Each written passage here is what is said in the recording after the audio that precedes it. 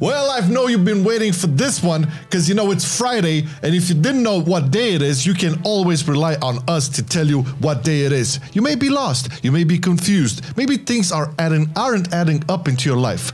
Count on us. It's Friday, and it's the calendar day, 1st of October, TLF. Which one was it? I got one at least. Tier List Fridays, baby. And today we're looking at the most fun healers in our humble opinion. Damn it. This was a long time coming, and as a short disclaimer, healers in the terms of how fun they are for us, like what we enjoy and what we think we could probably main if we ever mained a healer, and they're gonna be ranked in S to F tier. That doesn't mean that they're bad. That just means that whatever is S tier, D tier, there's no F. I like F, it's fine.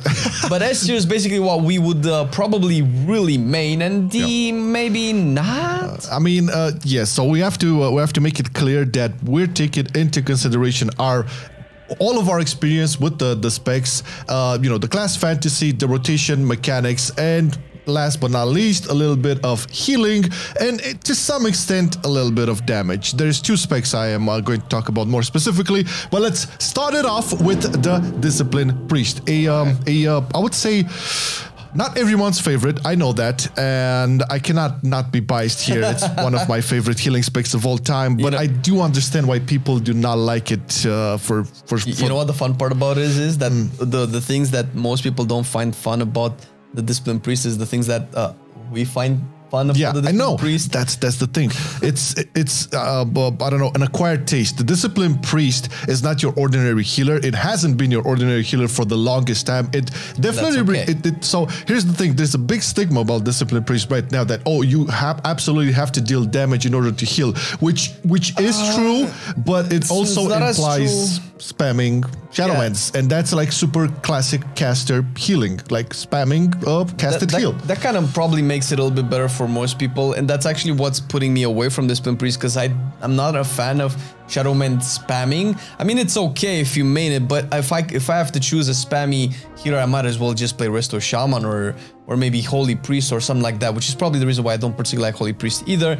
So I feel like for me, Discipline Priest has kind of taken a little bit of a dive in Shadowlands. I like the Atonement play. I like optimizing my damage, because it was not a lot of damage, but it was translating damage into healing, and the more efficiently you did that, the better the healing was, the more you prepped for it. That's partially what I liked, prepping the cooldowns, prepping for, oh my god, they're gonna take a lot of damage, let's just put Atonement Top on everybody. It was a little bit better as opposed to this reactive playstyle of Shadow Men. So for me, unfortunately, this guy's taken a bit of a dive. For me, it's around B tier-ish.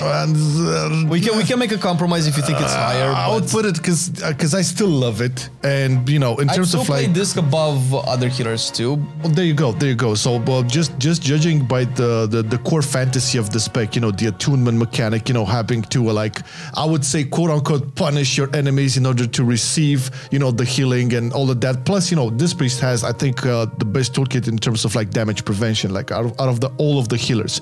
Not that much throughput, but you have to learn to play methodically and kind of set up your cooldowns and make proper use of it. It's just, you know, geeking out a little bit on how to actually play it right. But an A tier, it was S tier for sure, but let's go into the Holy Paladin, which is right now the damage dealing healer out of all of them.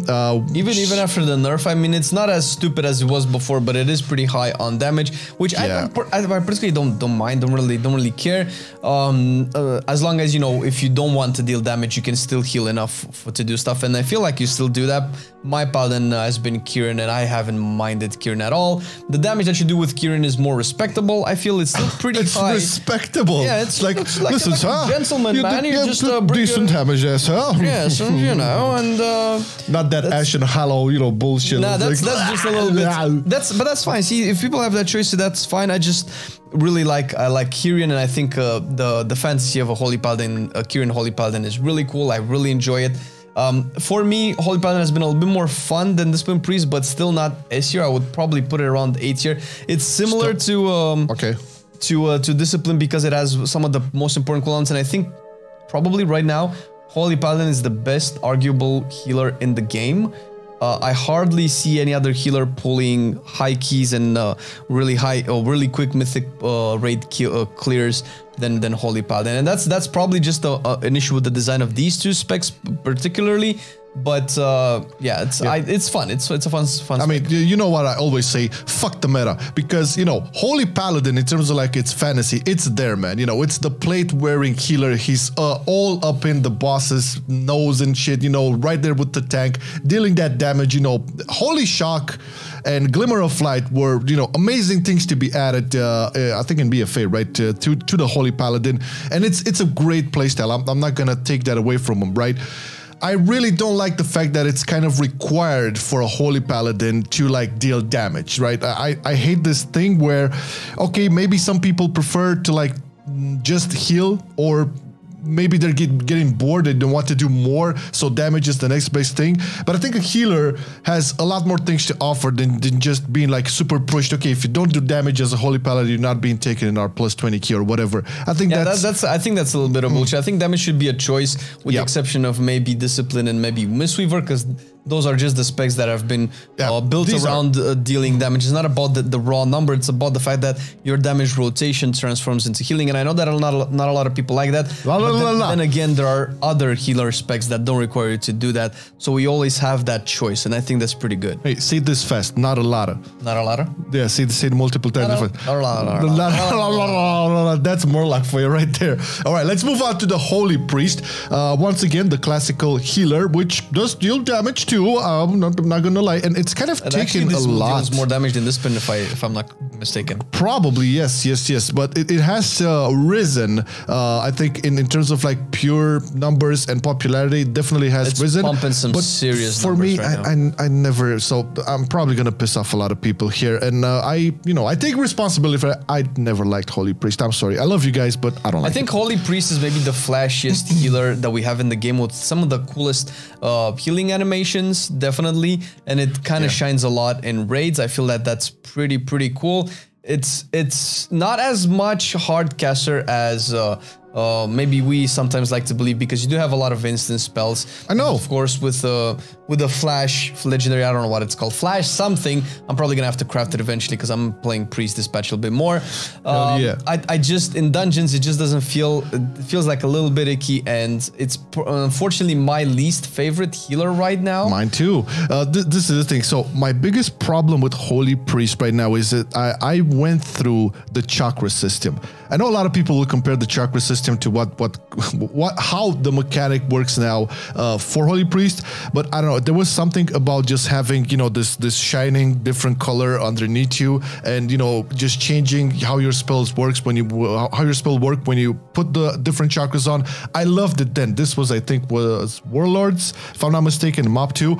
I love that, and coming from that to this iteration, I just don't like it. For me, it's probably a C, not a D tier, because, you know, I still play it, but it's a C tier for me. Do you want to? Oh, guys, I guess I don't hate it as much to put it into D tier, but it's probably C. I cannot see it. Okay, good compromise. All right, Mistweaver. Sorry, boys, just gonna put it right here. This is for me. I'll see myself out.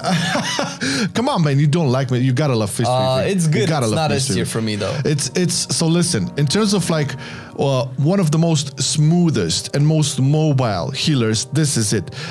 Mistweaver has great throughput. The fantasies all over there. Like, just imagine you're basically a monk who heals either through like fisting, you know, kicking and punching everywhere and getting out, or just, you know, you can go for the staying in the back and just.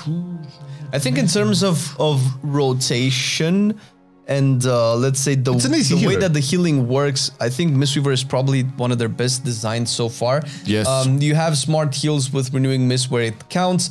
You have some really cool mechanics with Essence Font and Soothing Mist, and Yulon is actually pretty cool, and it feels like, you know, Mistweaver. It matters. It's just like, and the mobility is a breath of fresh air for a healer, which is really good. You only really see it on Druid, and Druid doesn't really have that much mobility like a Monk does. So it's a little bit different. I would see it maybe a little bit higher than Disc and Holy Paladin. For me, the only reason why I don't really see it S tier is because I definitely have an S tier spec that I find that I enjoy more than anything else.